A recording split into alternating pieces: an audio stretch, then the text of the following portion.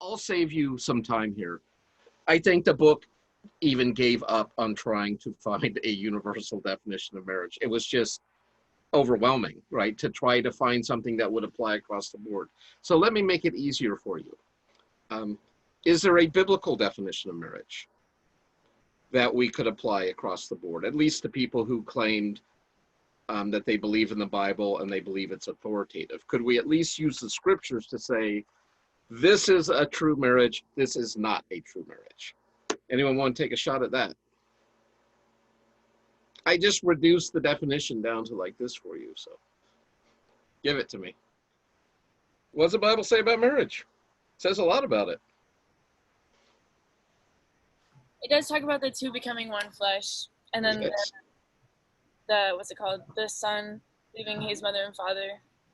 But is that, I mean, is that like a euphemism for the sexual aspect of marriage, or do you think that means something more than that?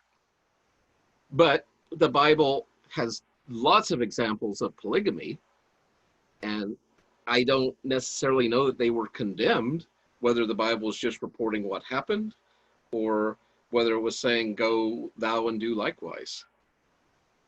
But we have lots of accounts. The only condemnations I'm aware of in the Bible against polygamy is when the Jews in the Old Testament wanted a king. One of the warnings God gave them was, the king shall not multiply unto himself wives. Now David, who was the second king of Israel after Saul, had, I believe, like 37 wives / concubines. I forget the numbers of each. And then his son Solomon had 700 wives and 300 concubines, I believe. That's multiplying wives. I would definitely think that's out of bounds.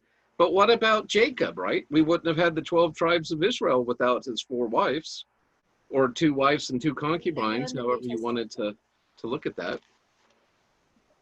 I know in the New Testament, God first of all defines, or Jesus defines that there's not going to be marriage in heaven, so it's an earthly thing, for one. But that there will be marriage between God's church and Jesus. Yes, there is marriage in heaven.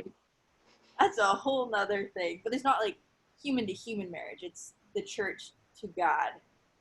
So that's a really interesting construct to try to comprehend. I think that's a picture. And depending on how many churches you think there are, it may change your view on monogamy or polygamy. Is there one bride of Christ, or are there multiple brides of Christ? And when you think about the spirit of Jesus walking among the 7 candlesticks of the churches of Asia, are those 7 different churches, or are those all one church? I mean, Jesus' prayer before he left the earth was that his people would be unified in the same way that he and the Father are unified. So I would say that his people are one unit in regards to that marriage. So I'd not say it's polygamy. But obviously, it's a really huge metaphorical concept because it's also like all the Christians ever. Right. But then, Paul talks about how, men and wives people should get married if that's something that they desire. And it seems to be pretty clearly one man and one woman that's prescribed in the New Testament. Though obviously there's records, especially in the Old Testament. What makes you say that, Rhea? Well, because it's talking about, there's a lot of different instances where it's talking about, the woman serving her husband and the man serving his wife and loving each other completely as Christ loved the church. It's not referred to a lot of times in a singular sense rather than like a plural sense. What about Ephesians 5, where it says, husbands, love your wives, even as Christ has loved the church? That's true. I mean, I've always interpreted that as like them addressing the whole church body, but True, I'm doing some hermeneutical gymnastics there. But then question, sorry, yeah. You're saying husbands love your wives, so correct. Then is Thank that you. Also saying that women can have multiple husbands, because you're making that not in a singular sense and as a plural sense, so therefore is that stating that women are allowed to have the multiple husbands as men in some cultures have multiple wives? Yes, thank you, Kaylee. Excellent observation. And the Bible only allows for polygyny, not polyandry.